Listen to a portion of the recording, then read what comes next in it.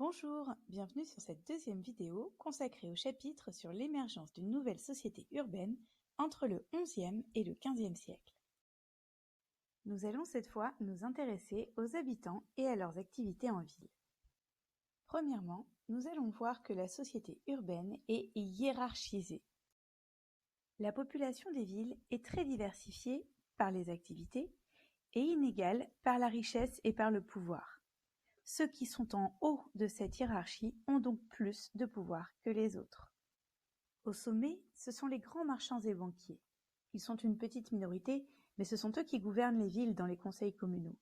Leur richesse provient du commerce et de l'argent qu'ils prêtent. Ils font construire des maisons en pierre qui montrent leur richesse et leur pouvoir. On trouve ensuite de nombreux artisans et petits commerçants qui constituent la majorité des habitants des villes. Ils se regroupent par corporation, c'est-à-dire une association des gens d'un même métier, chargée d'en fixer les règlements. Par exemple, le règlement des foulons à Bruges précise quels matériaux doivent être utilisés pour transformer les tissus. À l'intérieur de ces corporations, il y a également une hiérarchie. À la tête d'un atelier se trouve un maître qui emploie des compagnons et forme des apprentis. Les produits fabriqués sont alors vendus sur les marchés ou dans des boutiques.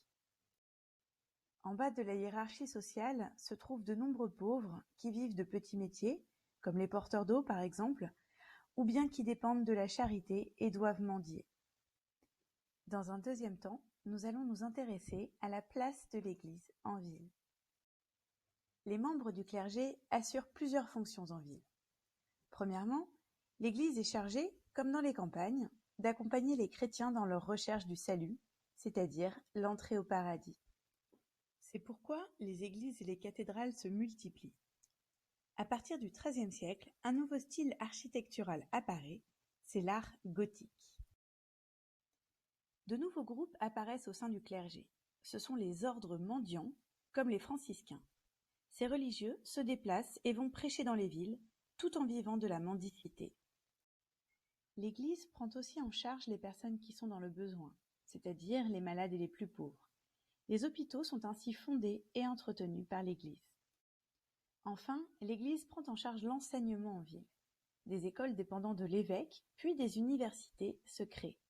Les matières particulièrement enseignées sont la théologie, c'est-à-dire l'étude de la religion, le droit et la médecine. Pour conclure, on a vu que le développement des villes leur a donné des fonctions économiques, politiques, religieuses et culturelles. La société urbaine y est très encadrée et fortement inégalitaire.